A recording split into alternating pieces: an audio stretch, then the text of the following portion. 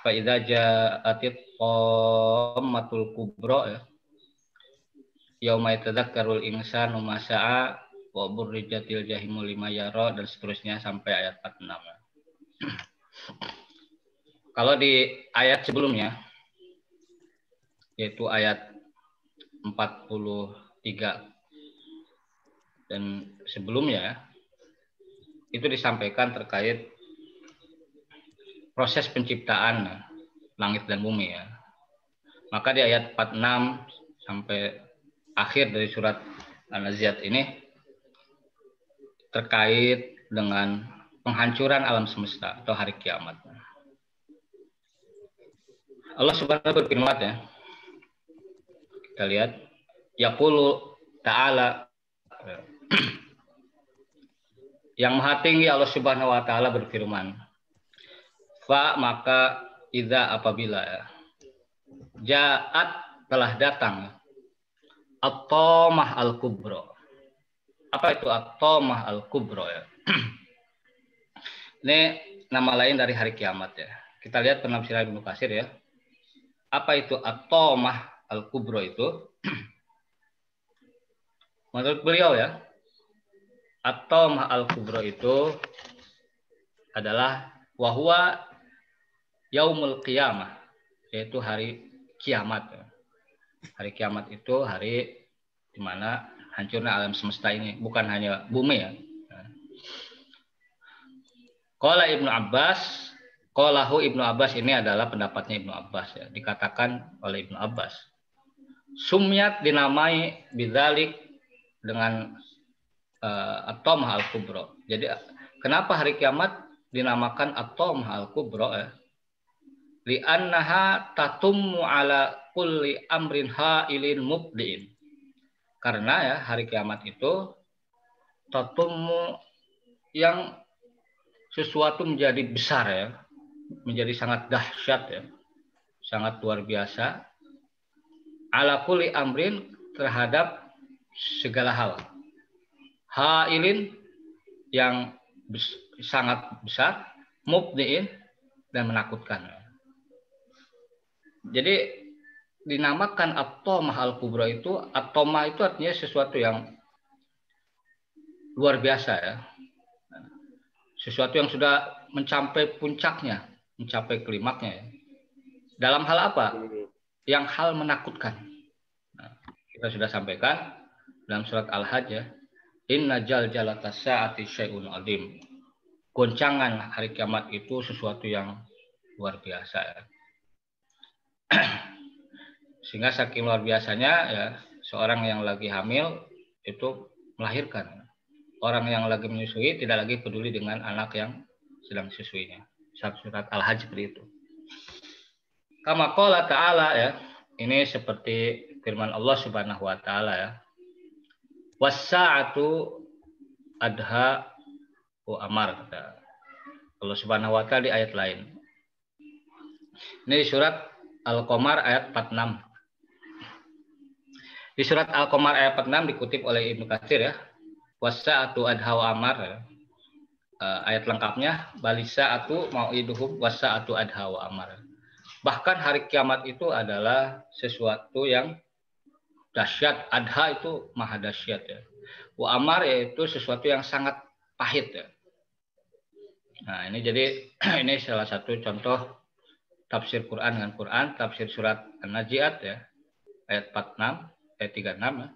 Ditafsirkan oleh surat Al-Qamar ayat 46. Was-sa'atu adha wa amar. Nah, tetapi di sini disebutkan apa itu at-tamatul kubra di ayat berikutnya. Ya.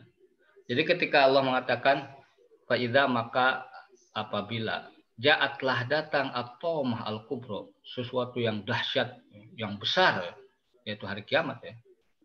Itu sesuatu yang dahsyat yang besar itu apa itu? Maka ditafsirkan oleh Al-Qur'an di ayat berikutnya, di ayat 40,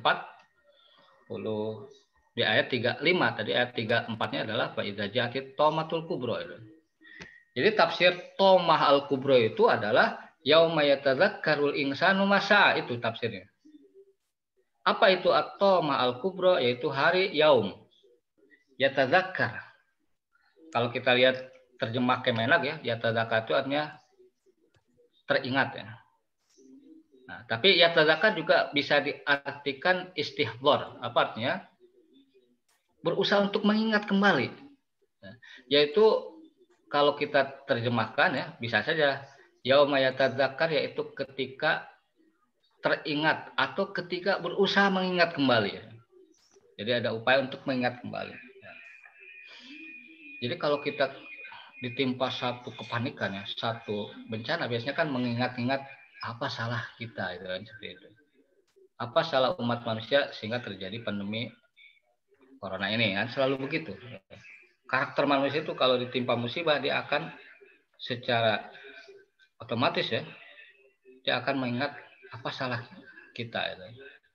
Pun demikian dalam konteks individu nanti ketika hari kiamat ya. Jadi yauma yatadzakkarul insan, kita bisa terjemahkan yaitu hari ya. Yatadzakkar, teringat atau mengingat kembali. Siapa al-insan, manusia itu mengingat kembali. Masa apa-apa saat yang telah dia kerjakan, apa-apa yang dia upayakan, apa-apa yang dia ikhtiarkan. Saat itu upayakan, ikhtiarkan. Nah, menurut Ibnu Katsir apa yang dimaksud dengan yauma yatadzakkarul insanu masa? Maksudnya adalah, kata dia begini. Hina idzin, ketika itu terjadi hari kiamat ya. Yatadzakkar Ibnu Adam. Ibnu Adam anak manusia, anak cucu Adam ya, yaitu manusia. Yatadzakkar, mengingat atau berusaha mengingat kembali. Jami'a, seluruh amalihi, amalannya. Khairihi, yang baiknya, wasyarihi, juga amalan buruknya. Nah, ini akan terjadi ya. Ketika hari kiamat, maka Ibnu Adam, anak cucu Adam, itu akan mengingat kembali amalannya, baik yang baik ya, maupun amalannya yang syar, yang buruk ya. Kama qala ta'ala, ini ayat ini ya, persis seperti firman Allah Subhanahu wa taala dalam surat Al-Fajr ayat 23 ya. Yauma yatadzakkarul yauma idin, yaitu pada hari yatadzakkarul insan, manusia mengingat atau berusaha mengingat kembali. Nah, tapi di sini tidak disebutkan apa yang diingat ya, sesuatu yang pernah dia kerjakan di dunia. Wa anna lahu dzikra, tapi ya apalah artinya ya. Wa anna lahu dzikra, tidak berguna lagi baginya adzikra, peringatan itu, kesadaran itu, ingatan. Jadi ketika hari kiamat terjadi ya, kemudian manusia mengingat atau berusaha mengingat kembali apa yang dikerjakannya, wa anna lahu dzikra, adzikra, peringatan itu tidak lagi berguna. Karena sudah expire ya, sudah bukan waktunya lagi gitu. Nah, ini surat Al-Fajr ayat 23 ya. Kemudian apa yang terjadi? Nah, ini penjelasan tentang at-tamah al-kubra itu. Pertama, yaitu ketika manusia ingat apa yang dikerjakannya. Yang kedua, maka pada at-tamah al-kubra itu sesuatu yang dahsyat ya, yang luar biasa, puncaknya terjadi itu waburrijatil jahim. Waburrijatil jahim ya. Yaitu ketika di burizat, ditampakkan al-jahimu, neraka jahim ya. Neraka jahim. Jahim itu artinya sesuatu yang menyala ya. Menyala-nyala ya. Liman yaro, li, bagi man, siapa yang melihatnya kelak. Ini dalil semua nanti ya, baik ahlu as-surga maupun ahli neraka, penduduk surga maupun neraka, itu akan diperlihatkan kepada mereka semua jahim, api yang menyala-nyala. Nah, ayat kata Ibnu Katsir ya, udhirat, akan ditampakkan, linnadzirina, bagi orang-orang yang melihat. Fara'aha an-nasu, maka akan melihat. Jahim itu manusia, ayanan, mata secara langsung. Ayanan itu secara langsung ya. Mata kita langsung akan melihat. Nanti tapi kelak di yaumil kiamah, di hari kiamat. Nah, ini karakter kedua yang disebut dengan at-tamah al-kubra, tafsir Quran dengan Quran. Yang pertama adalah yauma yatadzakarul insan, yang disebut at-tamah al-kubra. Yang kedua adalah waburrijatil jahimu, yaitu hari di mana ditampakkan hal yang menyala-nyala ya. Kemudian di sini ada kategorisasi ya. Setelah ini ada kategorisasi nasib umat manusia semuanya. Pertama, fa'amma maka fa'amma adapun man yang togo itu kan melebihi batas ya. Apa arti melebihi batas ini? Tamarroda. Arti togo itu pertama adalah tamarrod. Tamarroda itu artinya membangkang ya. Tidak mentaati ya perintah Allah. Wa'ata artinya melebihi batas. Nah, jadi membangkang dan melebihi batas itu disebut togut. Nah, togo itu artinya melebihi batas ya. Itu orang yang tidak mau taat kepada perintah Allah ya. Wa'ata melebihi batas. Nah, di ayat ini kita sudah sebutkan simbol togut ini ya di surat ini di bagian klaster kedua pembahasan tafsir dalam pembagian versi Ibnu Katsir ya, yaitu Fir'aun dalam hal ini. Innahu togo. Fir'aun itu adalah togut ya, melebihi batas. Jadi orang yang membangkang perintah Allah ya, tamarroda ya, kemudian wa'ata melebihi batas ya. Itu apa? Kemudian yang kedua, karakter yang kedua itu wa asarul hayatad dunya.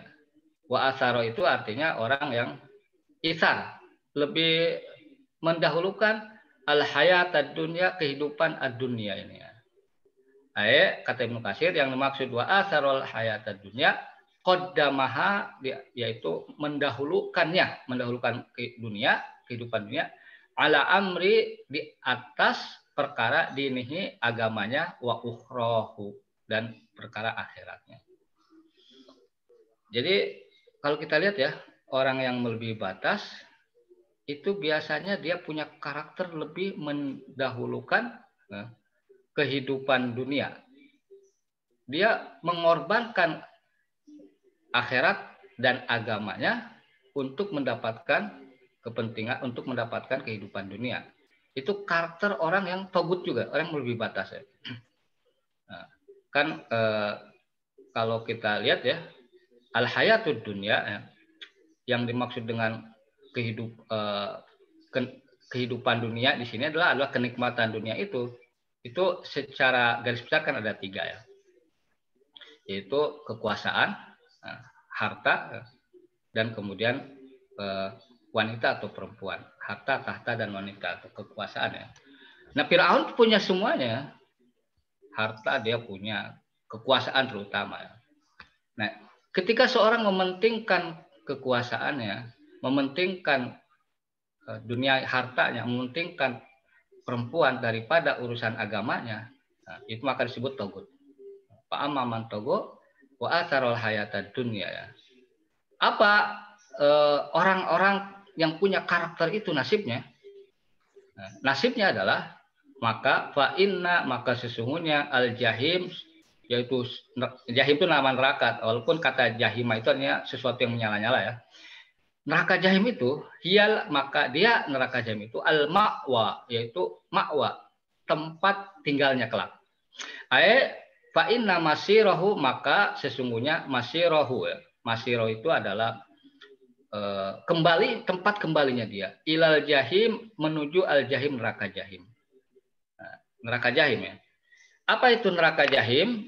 Nah, neraka jahim itu digambarkan ya di sini oleh Ibnu Katsir. Sebenarnya dia mengutip dari ayat Al-Qur'an ya, yaitu surat 44 atau surat Ad-Dukhan ya, ayat 43 ya, ayat 42 maaf ya. Di sini katakan begini, jahim itu gambarannya wa inna, maka sesungguhnya mat'amahu, makanannya neraka jahim itu minaz zakum, yaitu dari zakum. Ini nama pohon di neraka jahim kelak ya, nama buah ya. Itu makanan penduduk jahim itu adalah zakum ya. Nah, jadi jangan sampai menamai anak nama zakum yang mentang-mentang ada dalam Al-Qur'an gitu ya. Nah, zakum ini kalau kita lihat di surat Ad-Dukhan dari ayat 42, dari ayat 43, 44 dan 45, khususnya di ayat 45 surat Ad-Dukhan dikatakan apa itu zakum itu to'amul asim, makanan para pendosa ya. Itu seperti apa gambaran zakum ini? Karena memang buah zakum ini sesuatu yang tidak familiar sebenarnya di Arab sekalipun ya. Jadi kalau kita ke supermarket di Arab Saudi nyari buah zakum, makanan zakum itu sesuatu yang nggak populer ya. Zakum itu ditafsirkan di surat Ad-Dukhan ayat 45. Di sini tidak disebutkan oleh Ibnu Katsir karena mungkin beliau sudah menganggap bahwa kita tahu semua ya. Nah, ini surat yang sebelumnya sebenarnya surat Ad-Dukhan ini ya. Nah, ini kelemahannya kita mengkaji Al-Qur'an dari belakang ya, dari bukan dari Al-Fatihah tapi dari surat 30 ya. Jadi zakum itu kalmuhli, itu seperti cairan tembaga ya, yagli yang mendidih fil butun dalam perut penduduk neraka ya. Jadi makanannya orang penduduk jahim itu adalah cairan tembaga, yaitu zakum tuh. Wa masrobuhu, nah masrobnya minumannya apa penduduk jahim itu ya, minumannya adalah minal hamim, air yang sangat panas. Ini sebenarnya ada di surat Al-Waqiah ayat 54. Ini Al-Hamim ini ada di surat Al-Waqiah 54. Allah berfirman seperti ini, fasyaribuna alaihi minal hamim, setelah itu kamu akan meminum air yang sangat panas. Nah, mereka ya fasyaribuna, yaitu penduduk neraka jahim. Ini tempat orang yang melebihi batas, yang lebih memprioritaskan kehidupan dunia daripada perkara agama dan akhiratnya.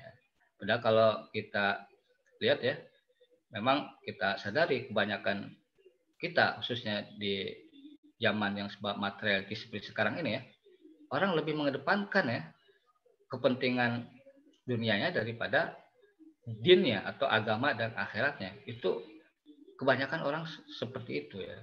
Nah, ini kalau kita baca ayat ini sebenarnya seharusnya menyadarkan kita ya, bahwa kita seharusnya kalau tidak ingin nasib itu berada al-jahim sebagai tempat tinggal ya, maka harus mengedepankan, memprioritaskan urusan agama dan akhirat kita daripada dunia ya. Contoh paling sederhana ya adalah bagaimana kerangka kita mengedepankan akhirat dan agama kita, yaitu kita selalu ya, komitmen dengan konsep halal dan haram itu. Jadi selagi kita komitmen dengan halal dan haram itu adalah batas minimal ya, bahwa kita masih dalam wilayah insya Allah mementingkan agama dan akhirat kita. Tapi kalau sudah melanggar konsep halal dan haram, nah itu termasuk orang yang wa'atharul hayata dunia, yang lebih memprioritaskan kehidupan dunia ya. Bahkan disayangkan ya, ada satu kata yang itu menunjukkan betapa dia sudah tidak begitu peduli dengan urusan agama dan akhiratnya. Dia mengatakan begini, jangankan yang halal ya, yang haram pun sekarang katanya susah untuk didapat ya. Karena ketika dia mengais rezeki ya, profesi yang haram pun itu udah banyak kompetitornya katanya, udah banyak pesaingnya. Nah ini sesuatu yang sangat disayangkan ya. Jadi dia mengatakan jangankan yang halal, yang haram pun sudah susah sekarang katanya. Nah ini berbahaya kalau orang sudah berpikiran seperti ini. Sudah lagi tidak memperdulikan atau mengabaikan komitmen atau rambu-rambu yang namanya halal dan haram. Ini kategori pertama. Ya. Jadi kategori manusia itu secara umum, fa'amma man tagha wa asarul hayatad dunya. Di surat An-Nazi'at ini ya, yaitu yang melebihi batas. Nah, dia akan selalu koheren, orang yang melebihi batas itu biasanya lebih mementingkan kehidupan dunia ya. Maka yang kedua, kategori yang kedua lawannya di ayat ini mengatakan wa amman, maka adapun man ya, yang yaitu siapa ya, orang khofa takut ya, makoma nanti tempat dia berdiri, Robbihi di hadapan Rob Tuhannya. Nah, bukan hanya khawatir, bukan hanya takut ya, tapi itu dimanifestasikan dengan cara apa? Wanahan nafsa, kemudian dia ya, menahan nafsa. Nafsa ini kalau kita terjemahkan kan artinya diri ya. Tapi sebenarnya an-nafsa dalam bahasa Arab itu menyangkut juga fisik atau jasad kita dan ruh kita. Jadi kalau kita terjemahkan wanahan nafsa dan menahan jasadnya, juga menahan ruhnya, jiwa dan raga. Nah, jadi nafsa itu sebenarnya jiwa dan raga dalam makna paling awal dalam bahasa Arab ya. Kalau kita cek di kamus itu an-nafsu artinya al-jismu warruh katanya. Nah, yaitu jasad, jiwa, raga dan jiwa gitu kan. Jadi orang yang menahan jiwa dan raganya anil hawa dari al-hawa. Al-hawa ini kan artinya kecenderungan. Sebenarnya kata al-hawa ya, itu ada kecenderungan, kerinduan, keinginan untuk dalam hal apa? Melakukan kebaikan ataupun keburukan. Tetapi kata hawa ya sering dimaknai negatif. Ya. Nah, tapi memang dalam penggunaan kata hawa ini di konteks ayat ini pun itu adalah maknanya negatif, artinya hawa nafsu, artinya seorang memiliki kecenderungan untuk maksiat, untuk berbuat buruk atau jahat ya. Nah, jadi ayat ini kalau kita lihat ya bahwa ada dua hal, bukan hanya takut ketika dia berdiri kelak di hadapan Allah, tapi juga dia implementasikan rasa takut tersebut ya, dengan menahan jiwa dan raganya dari hawa nafsu, kecenderungan untuk berbuat maksiat, hawa ya. Kenapa saya mengatakan bahwa di sini ada khofa maqama rabbih ya, itu adalah sebagai sebuah rasa takut, tapi juga harus ada manifestasi atau implementasi, karena mungkin ada orang yang dia mempunyai rasa takut kepada Allah, tapi tetap maksiat gitu. Ada yang seperti itu ya. Dia cemas ketika nanti khawatir diminta pertanggungjawaban dari Allah, tapi dia implementasikan, manifestasikan dalam kehidupan sehari-hari dengan menahan hawa nafsunya. Tapi kita lihat penafsiran Ibnu Katsir mengatakan begini. Apa yang dimaksud dengan wa amma man khofa maqama rabbih wa nahan nafsa anil hawa? Atau kata Ibnu Katsir begini, khofa al-qiyam, dia khawatir, dia takut, dia cemas al-qiyam berdiri baina yadaillah, yaitu di hadapan Allah kelak. Azza yang maha mulia, wajalla yang maha perkasa, wajalla dan mulia. Wa hakamallahu fihi, dan Allah akan memberikan keputusan, hakama ya. Hakam Allah akan memberikan keputusan fihi terkait orang yang berdiri di hadapannya. Apakah dia nanti ke surga atau ke neraka. Nah, ya biasanya ya, kalau orang sedang disidang, dia akan harap cemas ya, akan cemas. Orang yang disidang itu akan cemas ya, di hadapan hakim kira-kira vonis apa yang akan dijatuhkan seorang hakim tersebut. Ini analogi yang sederhana ya. Nah, pun demikian di hadapan Allah itu ada orang yang khofa. Dia jadi di dunia sudah punya imajinasi. Dia sudah punya bayangan ya. Wah, nanti bagaimana ya kalau dia imajinasikan yang begitu kuat dalam dirinya, seolah-olah dia kelak akan berdiri di hadapan Allah. Dia takut luar biasa. Nah, apa imajinasi itu betul-betul atau hanya semacam imajinasi yang kosong dari makna ya, itu akan dibuktikan di ayat berikutnya, wanahan nafsahu, kemudian kata Ibnu Katsir, kemudian dia akan menahan nafsahu dirinya atau jiwa dan raganya an hawaha dari kecenderungannya untuk berbuat maksiat maksudnya. Maka apa?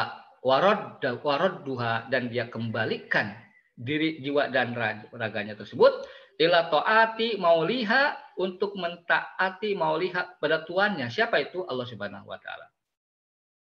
Ini yang dimaksud kategori kedua, yaitu wa amma man khafa maqama rabbih wa nahan nafsa anil hawa. lawannya dari fa'amma man togo wa asarul hayatad dunya. Nah, di sini kenapa? Nah, ini pertanyaan walaupun tidak ada di Mukasir, saya berikan penjelasan tambahan. Kenapa di sini tidak disebutkan wa amman maqama rabbih? Tidak disebutkan, dan dia lebih mengutamakan kehidupan akhir daripada dunia, tidak disebutkan karena sudah terwakili oleh wa nahan nafsa anil hawa. Karena sesungguhnya dunia itu adalah memang kecenderungannya adalah kenikmatan ya. Nah, jadi kalau orang mengatakan kenikmatan, biasanya kata-kata kenikmatan itu dalam kurung duniawi gitu kan. Jadi jarang orang tertarik mari kita kepada kenikmatan ukhrawi, jarang, tapi orang kenikmatan pasti duniawi. Nah, jadi tidak perlu di sini kemudian Al-Qur'an mengatakan wa asaro al-akhirah ya. Dan dia mengutamakan, tidak perlu karena sudah terwakili wa nahan nafsa anil hawa, maka sesungguhnya ini juga satu makna tersembunyi implisit. Al-hayatud dunya itu maknanya adalah al-hawa, yaitu hawa nafsu kebanyakan. Nah, jadi kehidupan dunia itu memang ya, itu didominasi oleh hawa nafsu. Nah, jadi ini satu makna implisit. Ya.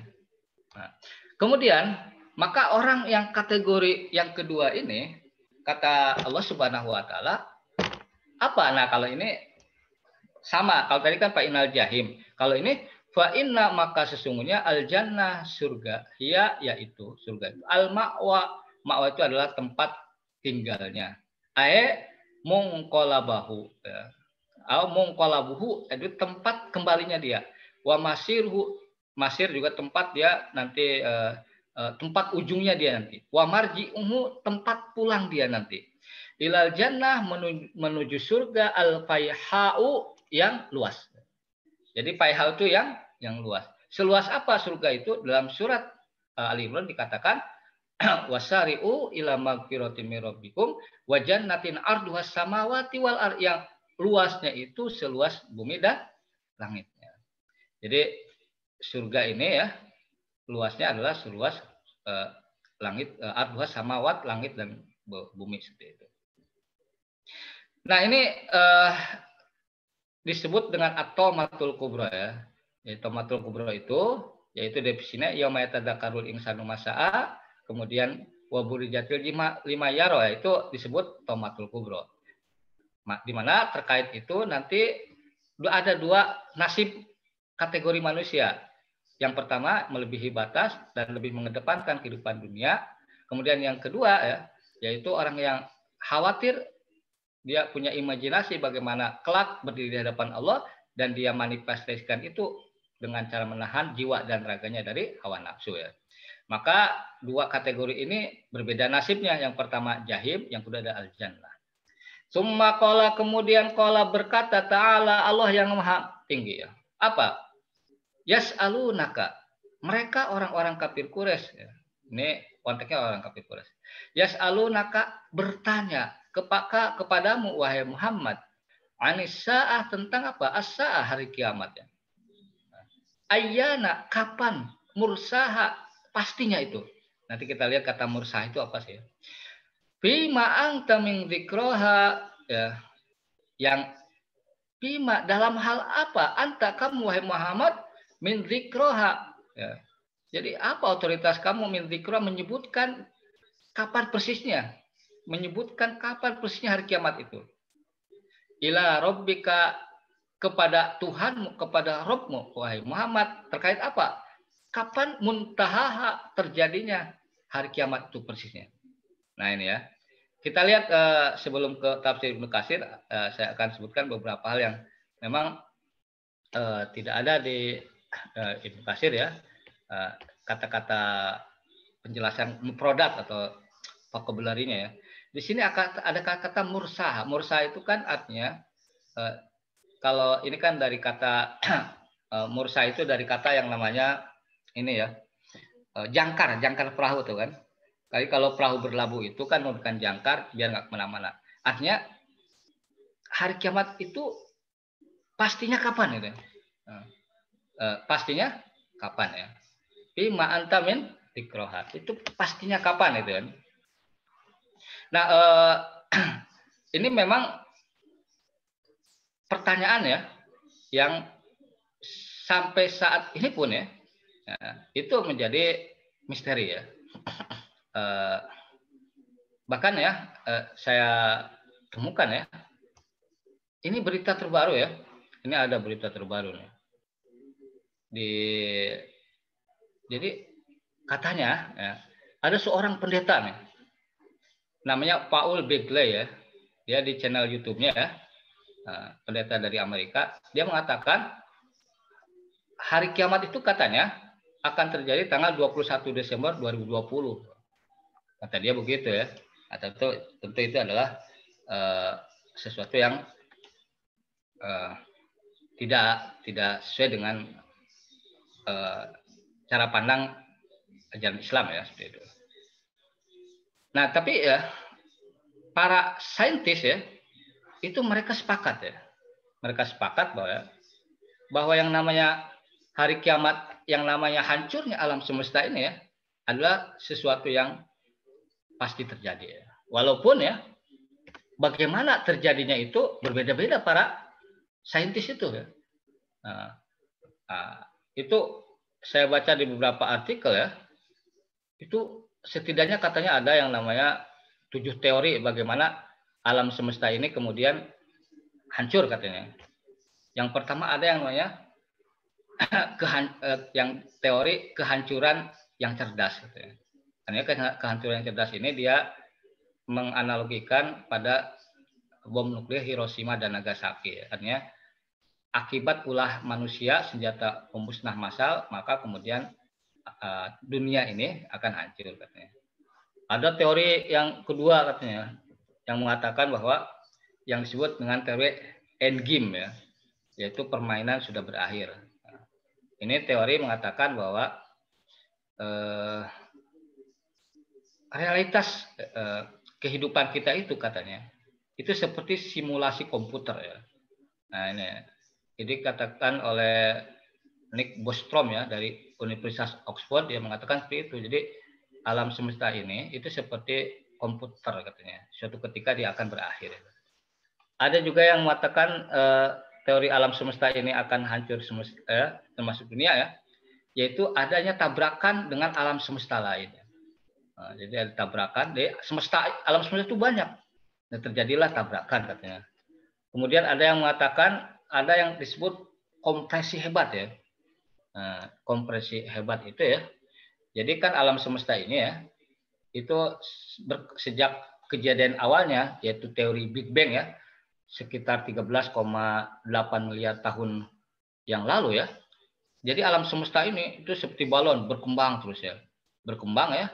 Nah, tapi kemudian pada titik tertentu dia akan berhenti perkembangan alam semesta ini, kemudian dia akan dingin, kemudian planet-planet tersebut akan mengkerucut dan kemudian akan mati sendiri gitu.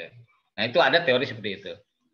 Ada teori yang kelima mengatakan bahwa alam semesta ini ya itu ada teori namanya penghalang kematian ya. Penghalang kematian ini ya sama dengan yang tadi ya. Tapi alam semesta ini bukan kemudian mengkerucut. Kalau yang tadi kan mengkerucut. Kalau ini dia akan berkembang ya dalam sekitar 37 miliar tahun ya. Tapi ini akan mentok, ada dinding sehingga akan terjadi kehancuran. Terlepas dari teori-teori itu, ada satu kesepakatan ijma para saintis ya, konsensus bahwa memang hari kiamat itu pasti terjadi. Cuman masalahnya kapannya itu sampai sekarang jadi misteri ya. Nah, terbukti ya ramalan-ramalan yang apalagi disandarkan kepada penghitungan kalender Maya lah, kalender yang lain ya, itu lebih seperti mistis ya dari ketimbang ilmiah ya. Nah, tadi katanya nanti kiamat tanggal 21 Desember, berarti kita tanggal berapa sekarang ya? Nah, ini sebentar lagi dong, 2020 katanya. Nah, itu kayaknya seperti ini ya, sesuatu yang tidak benar lah ya. Nah, di sini Allah menegaskan gitu ya, bahwa hari kiamat itu adalah sesuatu yang pasti terjadi, cuman ayyana mursa, kapan persisnya itu? Nah, di sini dikatakan bima anta min dzikra ila rabbika munta. Kita lihat penjelasan Ibnu Katsir. Ibnu Katsir mengatakan begini, bahwa hari kiamat itu kata Ibnu Katsir berdasarkan ayat ini ya, laisa ilmuha ilaika, bahwa terkait informasi kapan persisnya hari kiamat itu pengetahuan itu kamu ilaika tidak ada pengetahuan tentang itu kamu Muhammad, kamu juga tidak tahu. Wala ila ahadin, dan tidak ada ahadin seorang pun minal khalqi dari makhluk Allah ini. Bal maradduha, tetapi ya, kapan pastinya hari kiamat itu terjadi, maradduha ya, itu dikembalikan wa marji'uha, dan dipulangkan terkait kepastiannya itu ya, ilallah, kepada Allah aja yang maha perkasa wa jalal mulia. Fahuwa, dan Allah alladzi ya'lam, yang mengetahui waktaha, kapan waktunya. Ala ta'yin, secara definitif kapan. Nah, ini kata Ibnu Katsir. Ibnu Katsir mengatakan begini, ini persis ya seperti firman Allah Subhanahu wa taala ya. Dalam di surat Sakulat fis samawati wal ard la ta'tikum baghtah. Yas'alunaka ka'annaka hafiyun ahnaqul innama ilmuha indallah. Ini ada di surat Al-A'raf ayat 187. Nah, sebenarnya lengkapnya ayat ini begini, sama ya. Yas'alunaka anis sa'ati ayyana mursa. Yas'alunaka anis sa'ati ayyana mursa. Redaksi ini persis sama ada di surat Al-A'raf ya. Ada di surat Al-A'raf 187. Mereka menanyakan kepada Muhammad tentang kiamat, kapan persisnya itu terjadi. Kul, katakanlah, innama ilmuha inda rabbi, sesungguhnya pengetahuan tentang kiamat itu persis kapan terjadinya itu ada pada Tuhanku atau Rabbku. La ya'lamuha la yujalliha li waqtiha illahu. Tidak bisa menjelaskan ya waktu terjadinya selain Dia, Allah. Nah, di sini kutip oleh Ibnu Katsir. Nah, ini potongan yang ada di Ibnu Katsir di sini. Sakulat fis samawati wal ard. Apa arti sakulat fis samawati wal ard? Artinya ya, kiamat itu sangat berat huru-haranya bagi makhluknya yang di langit dan yang di bumi. Sakulat sangat berat ya, kiamat itu. Fis samawati wal ard, tentu bagi makhluknya yang ada di langit dan di bumi. Jadi yang di langit pun, yaitu para malaikat, itu akan merasakan bahwa kiamat itu sesuatu yang berat bagi mereka, penduduk langit sekalipun. Bukan hanya kita manusia. Penduduk langit kan adalah malaikat ya. La ta'tikum, bahwa tidak akan mendatangi kalian hari kiamat tersebut ya. Illa baghtah, kecuali secara tiba-tiba. Yas'alunaka, dan mereka bertanya kepadamu wahai Muhammad tentang hari kiamat tersebut. Ka'annaka hafiyun anha. Seolah-olah ya, engkau seakan-akan engkau mengetahuinya. Jadi orang-orang kafir Quraisy ini ya, ada dua motif untuk bertanya kepada Rasulullah. Motif bertanya pertama adalah untuk mengejek ya. Yang kedua mungkin betul-betul bertanya. Nah, ini dalam konteks betul-betul bertanya, jadi orang kafir Quraisy menganggap kayaknya Muhammad tahu nih kapan hancurnya alam semesta, sallallahu alaihi wasallam ya. Jadi yas'alunaka, mereka bertanya kepadamu wahai Muhammad tentang hari kiamat. Ka'annaka, seolah-olah engkau wahai Muhammad hafiyun anha, tahu hari kiamat itu. Kul, katakan wahai Muhammad, innama, sesungguhnya ilmuha, pengetahuan kapan terjadinya hari kiamat itu indallah, hanya di sisi Allah Subhanahu wa taala. Itu surat Al-A'raf 187. Wa qala hahuna, maka di sini dikatakan di surat An-Naziat ini, ila rabbika muntahaha, kepada Rabbmu pengetahuan hari kiamat itu muntahaha, ujungnya ada di Allah semuanya. Walihada, oleh karena itu ya, ini hadis yang terkenal, kita sama-sama tahu kalau kita belajar hadis Al-Arba'in An-Nawawiyah ya. Walihada, oleh karena itu, lamma sa'ala Jibril Rasulullah sallallahu alaihi wasallam, maka tatkala Jibril pernah bertanya Rasulullah kepada Rasulullah SAW tentang waktu sa'ah, kapan itu waktunya sa'ah hari kiamat, qala, apa jawab Nabi Muhammad SAW? Ma, tidaklah al-mas'ul, yang ditanya yaitu Nabi Muhammad, anha, tentang kapan terjadinya hari kiamat, bi'a'lam, lebih tahu, minas sa'il, daripada yang menanya, daripada penanya. Artinya bahkan malaikat Jibril sekalipun, malaikat yang dikatakan paling dekat kepada Allah Subhanahu wa taala, itu tidak tahu kapan persisnya terjadinya hari kiamat. Jibril pun tidak tahu. Apalagi kita manusia ya. Nabi Muhammad juga tidak tahu ya. Jadi ini adalah misteri. Oleh karena itu, pun demikian para saintisnya itu misteri juga kapan sih terjadinya hari kiamat ya. Orang menebak-nebak terus ya. Ada yang mengatakan tuh tahun 2000 lewat ya. Nah, yang paling terbaru kita sudah sampaikan, katanya 21 Desember 2020. Jadi hanya beberapa hari lagi ya. Saya yakin lewat juga itu ya. Saya yakin lewat juga. Apalagi yang mengatakannya adalah seorang yang mendasarkan kepada penghitungan mistik ya. Sesuatu sumber yang dalam pandangan kita tidak valid, yang tidak terpercaya gitu. Jadi hari kiamat adalah rahasia Allah ya. Waktunya, persisnya kapan terjadi ya. Jadi walaupun di sini dikatakan bahwa faida ja'atit tamatul kubra, yaitu hari yang sangat dahsyat tersebut apabila telah datang, tapi walaupun dia memang sangat menakutkan dan sangat luar biasa, tapi memang waktunya adalah sesuatu yang misteri. Apa hikmahnya? Hikmahnya ya, tentu saja kita selalu bersiap-siap ya. Itu hikmah yang paling utama ya. Ketika sesuatu yang akan terjadi kita tidak tahu, maka kita selalu dalam lampu yang kuning ya, selalu waspada ya. Sehingga sepanjang waktu kita selalu untuk tetap di jalur komitmen ketaatan kepada Allah ya. Khawatir ketika hari kiamat sedang melakukan maksiat seperti itu. Wa qauluhu ta'ala, dan kemudian ya, firman Allah Subhanahu wa taala ya.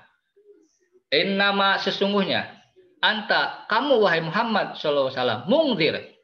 Jadi tugasnya Muhammad itu sallallahu alaihi wasallam ya, bukan menginformasikan persis kapannya terjadi hari kiamat, tetapi tugas dia itu adalah mungdzir.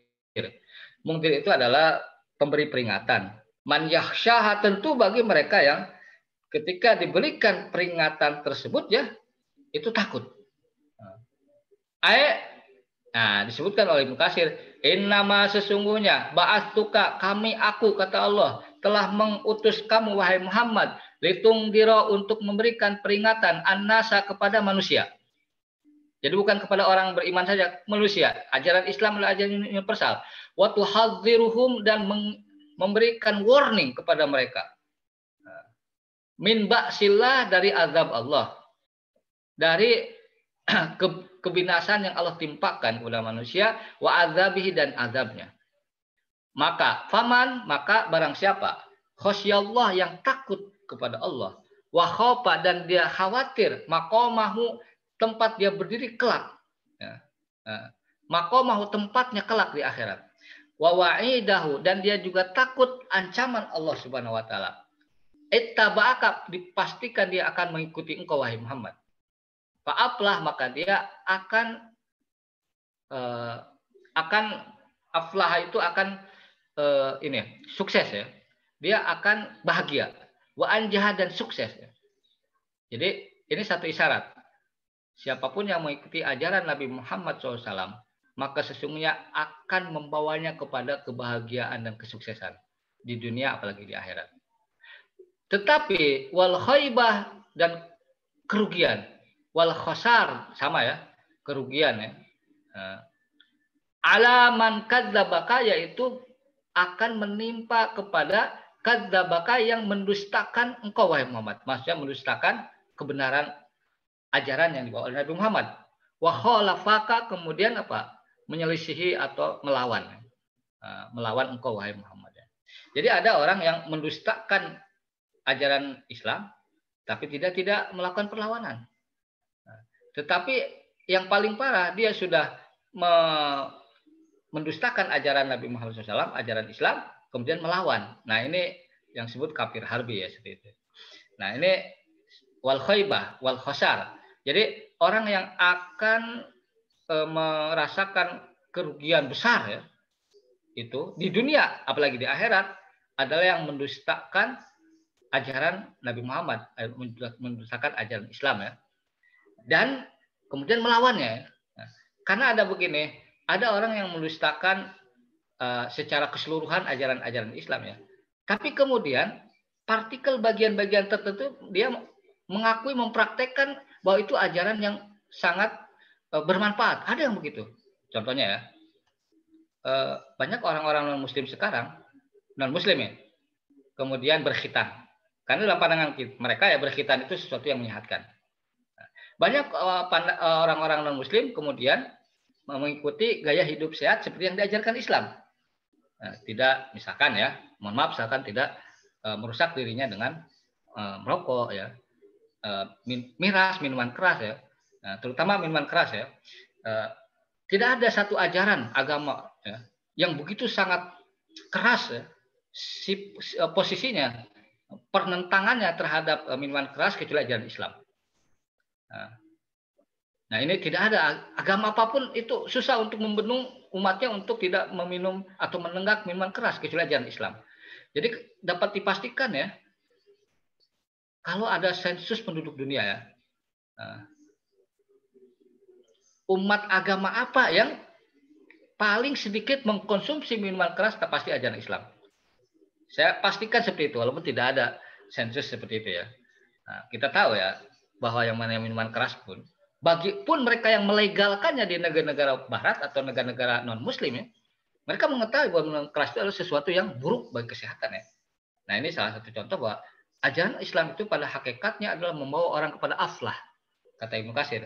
Fa'aflah wa anjah gitu kan. Jadi ada dua kategori orang yang mendustakan saja,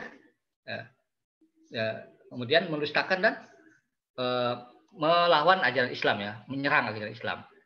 Tapi ada kategori mendustakan, tapi kemudian dia juga mempraktekkan beberapa ajaran Islam. Dia mendapatkan beberapa keuntungan atau kemaslahatan, kemanfaatan dari yang dipraktekannya saja tentunya. Wa qaulu ta'ala, kita lanjut penjelasan Ibnu Katsir mengatakan seperti ini. Dan pendapat qauluhu, dan firman-Nya Allah Subhanahu wa taala. Ka'annahum, seolah-olah mereka. Hum di sini ya, tentu saja mukmin dan kafir nanti ya. Manusia secara umum. Yauma, ketika melihat, yaronaha, melihat apa? Hari kiamat terjadi itu. Nanti akan dijelaskan apa yang yaronaha ini. Lam yalbasu, mereka seolah-olah merasa belum tinggal. Tidaklah mereka tinggal di dunia ini illa kecuali asiyah, hanya sepenggal di sore hari. Al-duha, atau sepenggal di waktu duha atau waktu pagi hari. Jadi ketika orang nanti ya, hari kiamat ya, dia akan merasa bahwa hidup di dunia ini ya, itu seperti setengah hari.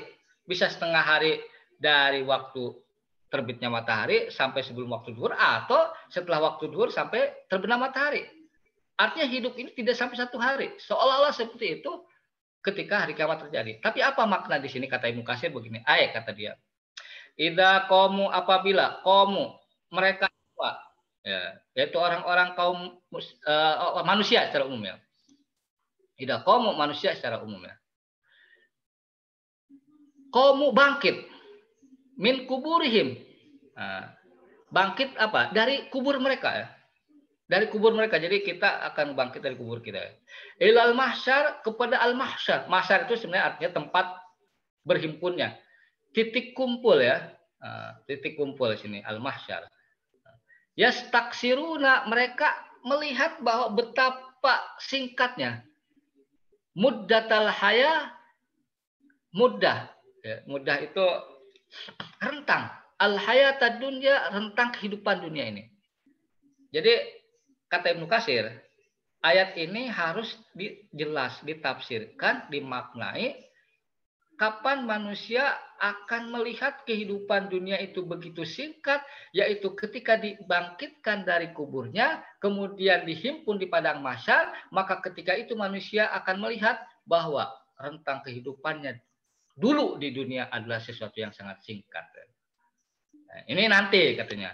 Hatta, sampai-sampai ya, ka'annaha, rentang kehidupan di dunia itu endahum, dalam pandangan mereka yang baru bangkit dari alam kubur, kanat asiyah, dulu hanya hidup asiyah min yaum, hanya sepenggal dari sore hari, di Ya, hanya sepenggal dari satu hari ya, di sore hari ya.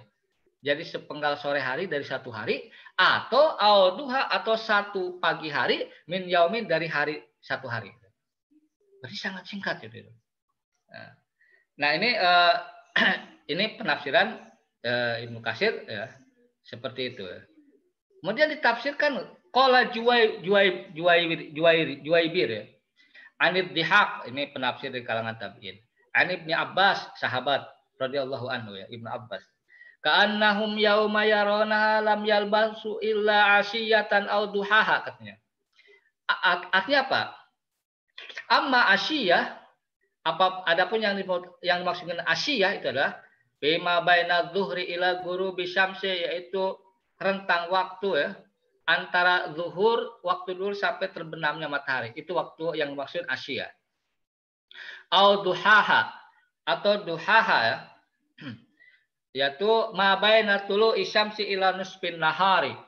Yang maksud duha ini ya kata Ibnu Abbas yaitu antara terbitnya matahari ila nisfis nahari sampai pertengahan siang. Waqala Qatadah mengatakan ayat itu maksudnya adalah waktu dunia ini ya fi ayunil qaum dalam pandangan kaum itu manusia maksudnya hina ayanul akhirah ketika mereka melihat dengan mata kepala sendiri akhirat. Maka ketika dilihat oleh mata kepala sendiri kelak di akhirat mereka akan melihat bahwa kehidupan dunia itu rentangnya antara zuhur sampai terbenamnya matahari atau antara terbitnya matahari sampai pertengahan siang. Nah ini kehidupan yang sangat singkat. Nah, tidak sampai satu hari satu malam kehidupan dunia itu ternyata. Kalau kita melihat dalam konteks ayat ini. Nah ini sebenarnya korelasinya ingin mengingatkan ya. Janganlah kalian ya wa asarul hayatad dunya lebih mengedepankan kehidupan dunia. Karena apa? Relevansinya di ujung ayat ini kehidupan dunia itu lam yalbasu illa asiyatan au duhaha itu mereka tidak tinggal kecuali hanya sepenggal di sore hari atau sepenggal di pagi hari. Ada hal yang menarik ya dari filosofi ketika ada bayi lahir ya. Ada satu hadis Rasulullah SAW mengatakan hadis riwayat walaupun hadis ini hadis menurut Syekh Albani ya itu adalah hadis dhaif, hadis lemah ya. Riwayat Abu Ya'la dalam musnadnya. Bahwa Rasulullah mengatakan man hulidalahu mauludun. Nah, barang siapa terlahir seorang yang terlahir baginya, maksudnya dia dikaruniai seorang bayi ya. Fa'adzana fi udunihi al-yumna, kemudian diazankan di telinga kanannya. Wa aqama sholat fi udunihi yusra, kemudian diadzankan, dikomatkan seperti komatnya sholat di telinga kirinya. Lam tadurhu musibyan, maka musibyan tidak akan membahayakannya. Musibyan itu maksudnya jin ya, dia tidak akan diganggu oleh jin. Jadi ketika lahir ya, itu seseorang diadzankan dan dikomatkan, walaupun hadisnya hadis dhaif. Ketika dia meninggal, kemudian dia disolatkan. Ada satu filosofis bahwa sebenarnya jarak hidup manusia itu adalah antara adzan, qomat, dan ditegakkannya sholat. Singkat sekali ya. Nah, sebenarnya ini satu gambaran ya bahwa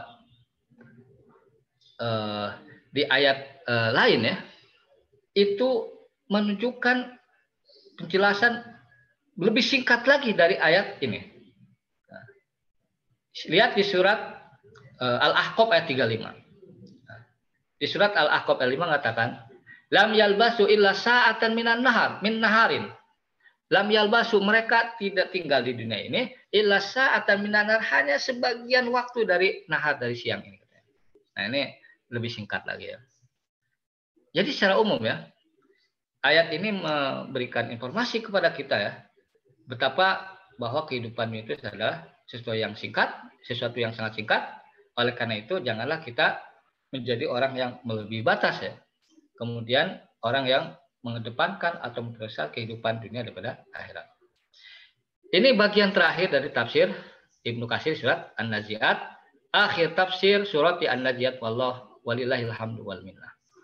Kemudian kita lanjut kepada tafsir surat Abasa ya. Karena memang masih ada waktu lagi ya, 30 menit lagi.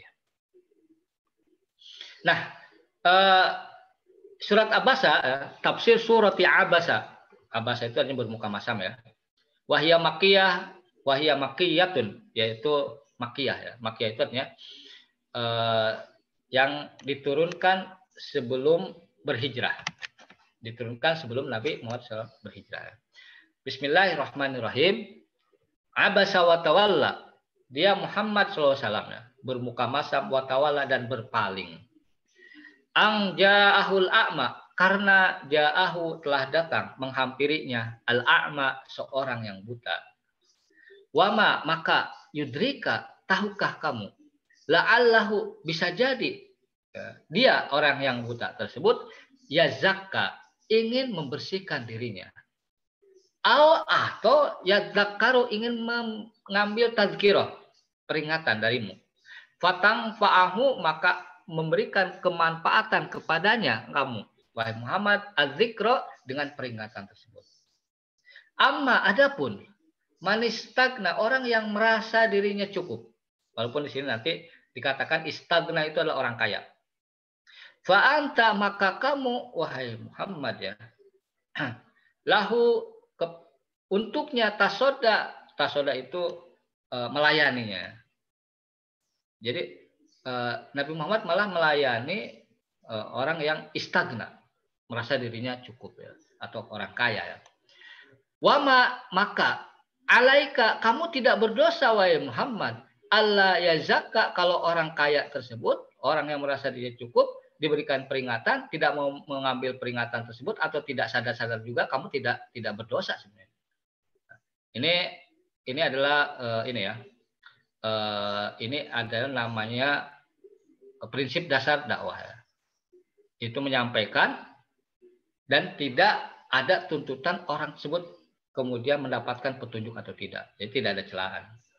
Wa amma, maka adapun man, orang ja'aka, yang telah menghampiri, mendatangimu wahai Muhammad, yas'a itu dia penuh semangat ya, antusias ya. Wahwa yakhsha, dan dia orang yang takut maksudnya untuk mendapatkan peringatan dari Allah ya. Fa'anta, maka kamu wahai Muhammad, anhu, terhadap orang yang seperti itu, talaha, malah kamu apa? Leha-leha. Nah ini talaha ini sebenarnya dari bahasa Arab ya, leha-leha itu. Talaha itu maksudnya dia mengabaikan, sibuk dengan perkara yang lain ya. Maka kemudian Allah mengatakan, kalla, sekali-kali tidak ya. Kalla, sekali-kali tidak. Innaha tadzkirah. Sesungguhnya ya, ini adalah tadzkirah, adalah peringatan. Tadzkirah itu peringatan ya. Paman sya'a dzakarahu, paman bagi siapa? Bagi yang sya'a, yang menginginkan dzakarahu, mendapatkan pelajaran dari peringatan tersebut ya. Peringatan itu tertuang dalam apa? Fi suhufi mukarramah, dalam lembaran-lembaran mukarramah yang dimuliakan. Marfu'atin, yang ditinggikan. Mutahharah, lagi disucikan. Bi aidi, yang peringatan tersebut wahyu Al-Qur'an ada di tangan safaroh, para malaikat. Kiromin, mereka itu mulia, baroroh, lagi berbakti. Ini ayat 1 sampai ayat 16, ini adalah satu dari beberapa keutamaan ya. Beberapa keutamaan yang dinisbatkan kepada sahabat Rasulullah Shallallahu alaihi wasallam ya. Abdullah ibnu Ummi Maktum ya. Nah, jadi Abdullah ibnu Ummi Maktum ini salah satu keistimewaannya adalah dia dikaitkan dengan peristiwa di surat Abasa ini dari 1 sampai ayat 16 ya. Kita lihat tafsir Ibnu Katsir ya. Dzakara ghairu wahidin minal mufassirin, menyebutkan banyak dari para ahli tafsir ya. Ghairu wahid itu tidak satu, jadi banyak ya. Dari kalangan mufassirin para ahli-ahli tafsir.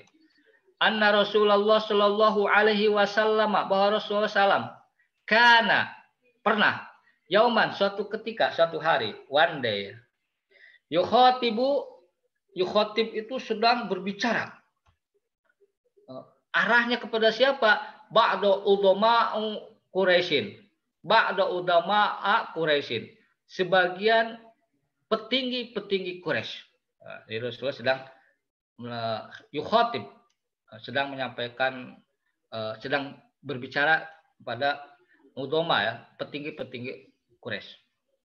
Waqad tama'a, Rasulullah sungguh punya ambisi besar fi islamihi, ya, apa? Agar mengislamkan, dia bisa mengislamkan pembesar-pembesar Quraisy tersebut. Pabainama, maka ketika itu huwa yukhatibuhu, yaitu Rasulullah sedang berbicara, wa yunajihi, dan kemudian Rasulullah yunaji itu membisikkan ya, memanggil-manggil ya orang-orang pembesar Quraisy tersebut. Tiba-tiba akbala, menghampiri Ibnu Ummi Maktum, yaitu anaknya Ummi Maktum, namanya Abdullah ibnu Maktum. Ada yang mengatakan namanya yang lainnya. Jadi nama Abdullah ibnu Maktum itu ada yang mengatakan Abdullah, ada yang mengatakan Amrun ya. Tapi yang paling terkenal adalah Abdullah ibnu Maktum. Wakana, siapa itu Ibnu Ummi Maktum tersebut? Wakana, dia miman aslama qadiman, orang yang telah memeluk Islam sejak lama. Jadi Abdullah ibnu Ummi Maktum minas sabiqinal awwalin, termasuk adalah as-sabiqunal awwalun, mereka yang pertama kali masuk Islam. Baja'ala, ketika menghampiri Rasulullah SAW, dan ketika itu Rasulullah setengah berbicara, memanggil-manggil petinggi pembesar Quraisy. Baja'ala, tiba-tiba Ibnu Ummi Maktum kemudian yas'al, bertanya Rasulullah SAW kepada Rasulullah SAW, an syai'in, tentang sesuatu, wa yalihu alaihi, dan terus bertanya karena mungkin Rasulullah mengabaikannya. Wa dan Nabi sallallahu alaihi wasallam lau kappa sa'atau tilka, sampai-sampai Rasul sangat menginginkan, wadda sangat menginginkan Nabi Muhammad SAW, seandainya kalau seandainya Abdullah ibnu Ummi Maktum itu tersebut ya, kappa sa'atau tilka, berhenti saja sejenak ketika itu, berhenti saja kata Rasulullah. Untuk apa? Liyatamakan, agar Rasulullah ya bisa dapat ya min mukhotabati dzalikar rajuli, untuk berbicara dengan seseorang tersebut, yaitu pembesar Quraisy. Tom'an, karena punya keinginan besar, warogbah, dan punya ambisi ya, fi hidayati, memberikan petunjuk kepada seorang pembesar Quraisy tersebut. Wa abasa fi wajhi Ibnu Ummi Maktum, kemudian Rasulullah mukanya masam di hadapan Ibnu Ummi Maktum. Bukan hanya masam, wa aradu anhu, kemudian Rasulullah berpaling darinya. Wa akbala, kemudian Rasulullah malah menghadap alal ahor, kepada selain Ibnu Ummi Maktum, yaitu pembesar Quraisy. Kata Ibnu Katsir, wa anjalallah, maka turunlah, Allah menurunkan, azza wa jalla, azza yang maha perkasa lagi mulia, apa? Abasa wa tawalla anja'ahul a'ma, telah bermuka masam dan berpaling, anja'ahul a'ma, karena datangnya seorang yang buta. Wa ma yudrika, tahukah kamu, la'allahu, bisa jadi orang buta itu ya zakah, dia ingin mensucikan diri. Nah, ini adalah salah satu contoh pengertian maksum. Ya, jadi maksum itu kan seorang yang terpilih dari kekeliruan dan kesalahan dan dosa. Nah, jadi yang dimaksud maksum itu bukan dia itu ya, tidak pernah berbuat salah atau keliru. Tetapi yang dimaksud maksum adalah orang itu ya, bisa jadi pernah berbuat salah dan keliru, tapi langsung kemudian diberikan peringatan. Itu namanya maksum. Oleh karena itu, yang maksum itu hanya para nabi dan rasul. Nah, tidak ada selain nabi dan rasul maksum. Nah, kenapa? Ketika dia menyimpang, itu langsung diperingatkan oleh Allah. Itu yang namanya maksum. Ya. Nah, ini konsep maksum contohnya ada di ayat ini. Apa yang dimaksud ya zakka? Ya zakka itu yahsul lahu zakat wa taharah fi nafsi. Yang dimaksud ya zakka itu bisa jadi orang buta itu menginginkan sebab kebersihan, kesucian dalam dirinya. Jadi dia ingin mendapatkan nasihat dari Rasulullah untuk apa? Untuk membersihkan dirinya, membersihkan jiwa dan raganya. Atau yang kedua, jadi ini menunjukkan bahwa ya di antara tujuan kita berdakwah orang itu agar perilakunya dirinya adalah bersih dari perbuatan-perbuatan tercela ya. Atau bisa jadi dia ingin meminta peringatan. Patang pauhudikro maka peringatan itu akan bermanfaat baginya. Ya, jadi orang yang memang punya niat untuk membersihkan diri, kalau diberikan satu nasihat atau peringatan ya, itu memberikan satu benefit atau manfaat orang tersebut. Yang dimaksud patang pauhudikro itu kata Ibnu Katsir, yahsululahu itti'adun wanjizarun anil maharim. Jadi kalau orang yang dimaksud bisa mencerna apa yang didapatkan dari Al-Quran dan As-Sunnah itu adalah yang pertama, itti'adun. Yahsulahu itti'adun. Dia memperoleh baginya. Dia mendapatkan itti'adun satu nasihat. Bukan hanya nasihat.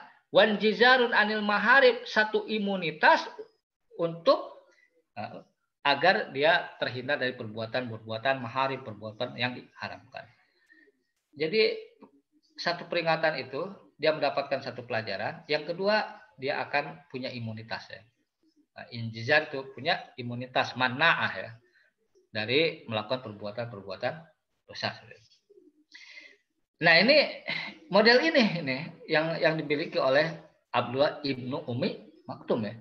Kemudian Allah berfirman, dijelaskan oleh Ibnu Katsir, amma adapun manistagna orang yang merasa dirinya cukup.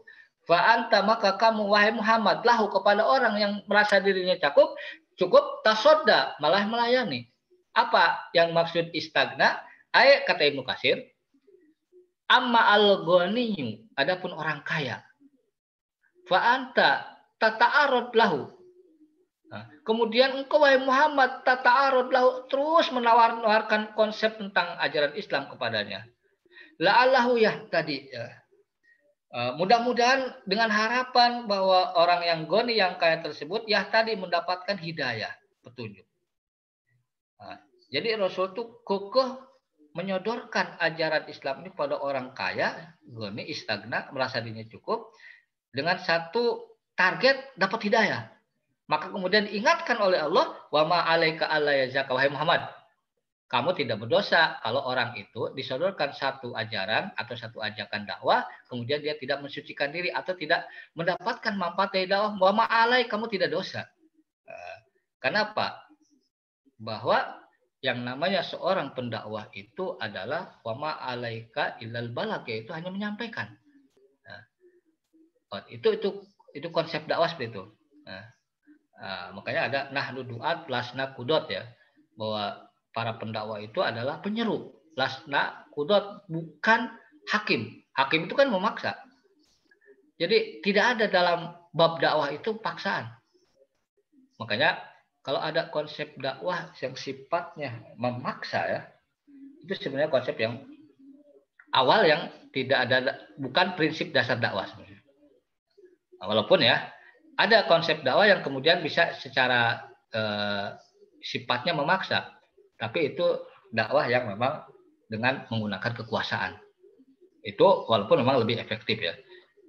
Lebih efektif walaupun ya kadang-kadang dakwah dengan cara kekuasaan itu tidak terlalu impresif bagi sebagian orang ya.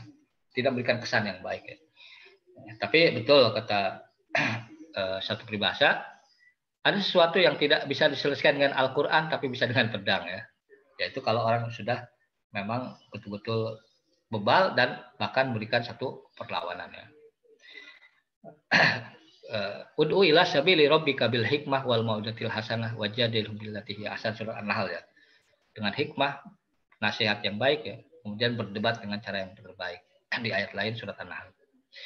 Ayat ma anta wahai Muhammad, anta tidaklah kamu wahai Muhammad bimutolibin, dituntut bihi untuk orang itu dapat hidayah. Idam lam yahsulahu zakatun, zakatan, apabila orang itu tidak memperoleh satu zakah. Zakah itu sesuatu yang bisa membersihkan dirinya. Kemudian wa amma man ja'aka yas'a, maka kata Allah Subhanahu wa taala, maka adapun orang yang datang kepadamu, yaitu yang buta itu, menghampirimu ya. Nah, jadi ini yas'a, dia penuh semangat nih. Ya. Wa huwa yakhsha, dan dia harap-harap cemas takut ya. Artinya apa? Ayat yang dimaksud dengan yas'a yaksuduka, memang dia niat untuk mendapatkan peringatan. Dia niat untuk mendapatkan pelajaran. Wa ya ummuka, dan menjadikan engkau sebagai imam. Lihat tadi untuk kemudian dia mendapatkan petunjuk bima taqulu, apa-apa yang engkau katakan wahai Muhammad kepadanya, lahu kepadanya. Ini ada yang menarik. Ketika seseorang datang inisiatif untuk mendengarkan konsep-konsep ajaran Islam, biasanya orang tersebut ya, potensi untuk mendapatkan petunjuknya jauh lebih besar ketimbang orang yang didatangin. Nah ini, seperti Rasulullah mendatangi, menghampiri ulama Quraisy, pembesar-pembesar Quraisy. Nah ini teori dasar seperti itu. Fa'angtaan hutalaha, orang yang justru punya inisiatif datang menghampirimu wahai Muhammad. Fa'angtaan hutalaha, dan engkau wahai Muhammad ya, malah apa? Talaha, leha-leha maksudnya. Tatasagola itu artinya dia malah sibuk dengan yang lain. Wa min huna, ini kritik Allah kepada Nabi Muhammad sallallahu alaihi wasallam. Wa min huna, maka dari sini, wa min hahuna, maka dari sini amarallah, Allah telah memerintahkan azza wa jalla, yang maha perkasa wa jalla dan mulia, rasulnya sallallahu alaihi wasallam apa? Allah yakhussu bil indari ahadan, bahwa hendaknya dia tidak mengkhususkan memberikan peringatan pada siapapun. Artinya apa? Tidak ada yang namanya dakwah secara targetnya khusus untuk kalangan tertentu secara umum seperti itu. Jadi dakwah itu adalah ammah, dakwah itu adalah inklusif, dakwah itu bukan sesuatu yang eksklusif. Dakwah itu adalah terbuka, bukan tertutup. Itu konsep dasarnya seperti itu. Kata Ibnu Katsir begitu. Allah yahusu bil ingdar ahad, tidak boleh kita memberikan satu peringatan atau konsep dakwah. Berdakwah itu mengkhususkan pada seseorang. Tetapi kata Ibnu Katsir, yusawi fihi, itu harus sama proporsinya target dakwah itu. Bainas syarif, antara orang yang mulia, wad dhaif, ada kalangan yang lemah. Wal fakir, orang fakir, wal ghani, dan orang kaya. Itu harus sama. Wasadah, tuan, wal abid, dan budak. Konsep dulu ya. Kalau sekarang mungkin majikan dan ininya pembantunya, atasan dan bawahan-bawahannya. Warijal, laki-laki, wan nisa, dan perempuan. Wasigor, anak kecil, wal kibar, dan orang-orang dewasa. Ini namanya konsep yang namanya egaliter dalam berdakwah. Jadi tidak boleh memilah dan memilih berdakwah. Dia hanya mau berdakwah di kalangan kelas atas, tetapi disuruh berdakwah di kalangan kelas bawah, mungkin ke pelosok-pelosok daerah tidak mau. Tidak boleh seperti itu. Nah, jadi dakwah itu adalah tidak boleh dikhususkan untuk kalangan tertentu, tapi secara prinsip dasar itu adalah untuk orang yang lemah dan yang kuat, orang fakir dan goni, kayak seperti itu. Summallahu, kemudian Allah, yahdi mayasa, terserah nanti Allah. Ya, jadi kalau dakwah itu umum disampaikan kepada semua kalangan, semua elemen dari masyarakat, maka urusan apakah dapat hidayah atau tidak, kata Ibnu Katsir, summallahu, kemudian Allah, yahdi, memberikan petunjuk mayasa, yang dikehendakinya, ila siratim mustaqim, kepada jalan yang istaqim, mustaqim, yang lurus. Walahu, dan Allah al-hikmah al-balighah, punya hikmah yang kuat ya. Jadi ada hikmah yang kokoh, ada hikmah yang kuat kenapa Allah memberikan si A petunjuk, kenapa si B tidak ya. Wal hujjah ad-damighah, dan Allah memiliki argumentasi ad-damighah yang telak, yang tajam ya. Jadi ini ingin memberikan satu penekanan Ibnu Katsir. Dakwah itu terbuka, sampaikan kepada siapapun. Ya. Kemudian masalah siapa yang mendapatkan hidayah atau tidak itu adalah urusan Allah Subhanahu wa taala.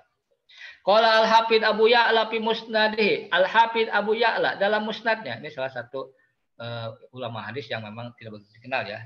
Ada namanya Musnad Abu Ya'la ya. Hadatsana Muhammad, telah menyampaikan secara lisan Muhammad kepada kami, yaitu kepada Abu Ya'la ini. Siapa itu Muhammad? Huwa Ibnu Mahdi, yaitu Ibnu Mahdi. Hadatsana Abdul Razak, telah menyampaikan secara lisan kepada kami Abdul Razak. Akhbarona Ma'mar, menginformasikan kepada kami Ma'mar. An Qatadah, dari Qatadah. An Anasin, dari Anis. Dari Anas ya, bukan Anisnya. Dari Anas. Bi qaulihi, dalam firman-Nya. Abasa wa tawalla, ini hanya ingin menunjukkan dalilnya bahwa ini terkait dengan Ibnu Maktum ya. Abasa wa tawalla ini yaitu siapa? Ja Ibnu Maktum ila Nabi SAW, telah datang Ibnu Ummi Maktum kepada Nabi SAW, wahwa yukallim, dan Rasulullah ya sedang berbicara Ubay bin Khalaf. Ini pembesar Quraisy nih dijelaskan. Ada Ubay bin Khalaf. Kemudian Fa'aradu anhu, berpaling dari Ibnu Maktum Rasulullah.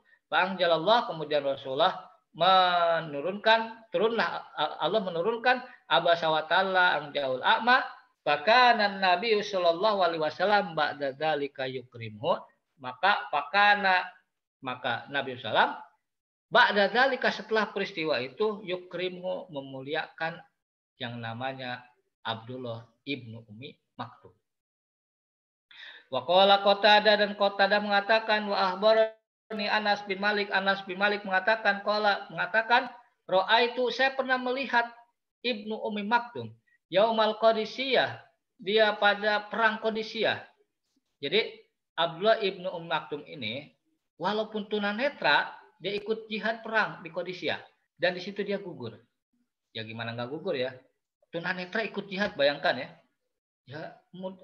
Yang melihat saja banyak yang syahid, apalagi yang tidak melihat tentu akan mendapatkan kesulitan yang luar biasa. Tapi ini menunjukkan satu tekad bahwa walaupun dia tunanetra, tapi dia punya semangat jihad yang luar biasa ya. Wa alaihi dir'un, dia punya basuh besi. Wa ma'ahu, kata Anas bin Malik, saya pernah melihat dia di perang Qadisiyah. Dia pakai baju besi. Kemudian dia juga wa ma'ahu, dia juga bersamanya royatun sauda, bendera hitam. Roya, bendera, sauda, hitam. Tidak ada tulisan la ilaha illallahnya. Nanti kalau bawa bendera ini tangkap. Ya, ini siapa? Ibnu Ummi Maktum, yang dia lihat adalah Ibnu Ummi Maktum. Wa qala Abu Ya'la wa Ibnu Jarir. Abu Ya'la Ibnu Jarir mengatakan, hadatsana Sa'id bin Yahya al-Amawi, menyampaikan kepada kami Sa'id bin Yahya al-Amawi, hadatsani Abi, menyampaikan kepada kami bapak aku, an Hisham bin Urwah, dari Hisham bin Urwah, mimma aradahu alaihi min an Urwah, apa yang disodorkan. Jadi ada satu metodologi hadis dulu itu, kalau dia dapat satu hadis disodorkan kepada orang tersebut, ini benar nggak dari Rasulullah, seperti itu ya. An Urwah, an Aisyah, dari Aisyah, qalat, Aisyah mengatakan begini, ungjilat, diturunkan, abasa wa tawalla bi Ibnu Ummi Maktum al-A'ma, terkait dengan Ibnu Ummi Maktum yang buta. Ata ila Rasulullah SAW, pernah datang kepada Rasulullah SAW, waja'ala yakul, kemudian dia pernah mengatakan, pada waktu itu mengatakan Ibnu Ummi Maktum kepada Rasulullah, arsidni, ya Rasulullah, kasih saya arahan, kasih saya taujih, kalau bahasa kita. Qalat, kata Aisyah begini ceritanya, wa inda Rasulullah SAW min udama'ul musyrikin, ketika itu di samping Rasulullah ada beberapa pembesar orang musyrik Quraisy. Qalat, Aisyah mengatakan, melanjutkan ceritanya, waja'ala Nabi SAW, kemudian Rasulullah SAW yu'rid anhu, malah kemudian berpaling dari Ibnu Ummi Maktum, wa yaqbal alal akhar, kemudian menghadap atau menghampiri yang lain, yaitu pembesar Quraisy. Wa yaqulu, kemudian mengatakan begini, Rasulullah mengatakan begini, ataro bima aqulu ba'san. Mengatakan kepada Ibnu Maktum, wahai Ibnu Maktum, kira-kira apa yang saya katakan nanti ya, itu tidak apa-apa ya. Jadi sebenarnya Rasulullah juga memberikan satu respon ya, tidak apa-apa, dahulukan dulu Quraisy ya, daripada kamu. Kayak aku kata Ibnu Maktum, lah ya tidak apa-apa ya, lah tidak katanya, tidak ya, tidak seperti itu. Maka maka dalam konteks ini ungsilat kemudian turunlah abasa wa tawalla. Ini sebenarnya penjelasan tentang hadis bahwa ini terkait ayat ini terkait Abdullah ibnu Maktum. Waqad rawa at-Tirmidzi hadal hadis ini diriwayatkan oleh Tirmidzi ya. An Sa'id bin Yahya al-Maud dengan sanadnya bimislihi summa qala waqad rawahu ba'dhum an Hisyam bin Urwa an abihi qala, kemudian diriwayatkan sebagian dari Hisyam bin Urwa dari bapaknya qala, dia mengatakan ungjilat diturunkan Abasawata fi Ibnu Maktum. Walam yadkur fi Aisyah, tidak disebutkan di situ ada periwayatan Aisyah. Qultu, Ibnu Katsir mengatakan kadzalika huwa fil Muwatta, ini juga ada kitab Muwattanya Imam Malik. Sumarawa Ibnu Jarir wa Ibnu Abi Hatim aidan min tariqil Awfa, ini masih menyebutkan Ibnu Jarir meriwayatkan dari Ibnu Abi Hatim aidan juga min tariqil Awfa, dari tariq Awfa an Ibnu Abbas, dari Ibnu Abbas fi qaulhi, dalam firman-Nya Abasawata antil ahma qala baina Rasulullah SAW, ketika Rasulullah SAW yunaji Utbah bin Rabi'ah, memanggil Utbah, mengajak ya, mendakwahi Utbah bin Rabi'ah, wa Abu Jahal bin Hisham, ada Abu Jahal bin Hisham ternyata, wal Abbas bin Abdul Muthalib, dan Abbas bin Abdul Muthalib, wa kana yatasaddalahum kasir, Rasulullah itu terus-menerus mengakomodasi mereka semua ya. Wa yahras alaihim an yu'minu, sangat berambisi, sangat menginginkan mereka beriman. Fa'aqbala ilaihi rajul, tiba-tiba datang kepada Rasulullah seorang laki-laki yang buta, yaitu yuqalu lahu, dikatakan laki-laki buta itu adalah Abdullah ibnu Maktum, yamsi, dia jalan, wa huwa yunajihim, sementara Rasulullah SAW sedang memanggil-manggil orang-orang Quraisy ya. Faja'ala Abdullah yastaqri'un Nabi SAW, tiba-tiba Abdullah ibnu Maktum meminta Rasul membacakan satu ayat dari satu ayat minal Quran, dari Quran. Waqala, dan Abdullah ibnu Maktum mengatakan, ya Rasulullah, ya Rasulullah, alimni, ajari aku, mimma allamakumullah, sesuatu yang telah Allah mengajari engkau. Fa'aradu anhu, tapi Rasulullah kemudian berpaling. Kemudian wa abasa fi wajhihi, kemudian Rasulullah bermuka masam, di muka menunjukkan kerut masam ya di wajahnya. Kemudian watawalla, kemudian dia berpaling, wa karaha kalamau, dan Rasul tidak begitu suka untuk berbicara dengan Abdul Maktum. Wa aqbala al-akhirin, kemudian malah Rasulullah menghadap ya, menemui orang-orang yang lain, orang-orang kafir Quraisy itu. Falamma qala Rasulullah najwahu, ketika Rasulullah selesai dakwahnya atau ajakannya, wa akhadha yanqalibu ila ahli, kemudian Rasulullah pulang ke keluarganya. Amsakallahu ba'da basari, Allah Subhanahu wa taala kemudian menangkap, atau amsakallahu ba'da basari itu, kemudian Rasul itu mengalami matanya itu seperti kunang-kunang gitu ya. Kata amsakallahu itu artinya menangkap Allah Subhanahu wa taala sebagian pandangannya. Summa hafaqa bi ra'si, kemudian Rasulullah menggerak-gerakkan kepalanya. Tsumma anzalallah, kemudian Allah menurunkan abasa wa tawalla, dan seterusnya. Fala manajala fihi nazal, maka ketika turun apa yang turun tersebut, akramahu Rasulullah memuliakannya. Wa kallamahu, kemudian berbicara kepadanya. Kepadanya. Wa qala Nabi SAW, Rasulullah mengatakan, mahajatuka, ada perlu apa kamu? Apa kamu perlu sesuatu? Apabila dia telah pergi dari wa idza dhahaba min indihi, maka apabila Abdullah ibnu Maktum telah pergi dari Rasulullah, qala hal lakam hajah fi syai', apakah engkau punya sesuatu kebutuhan? Wadalika, maka kemudian turun ayat amma man istagna fa antal tasad, dan seterusnya. Tapi kata Ibnu Katsir, nah ini kebiasaan Ibnu Katsir nih, terakhir ya. Fihi gorobah wa nakaroh, ini hadis ini aneh dan sesuatu yang mungkar katanya. Waqad takallama fi isnadihi tukul 5 fi isnadi, banyak yang berbicara membincangkan tentang sanadnya hadis. Jadi ini hadis bermasalah, udah ceritain ujungnya ternyata hadis ini bermasalah.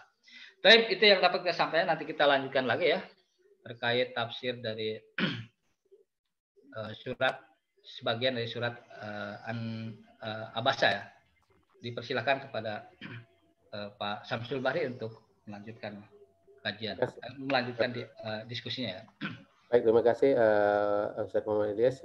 Pada Bapak sekalian, jika ada mau bertanya atau diskusi kepada Ustaz, kami persilakan.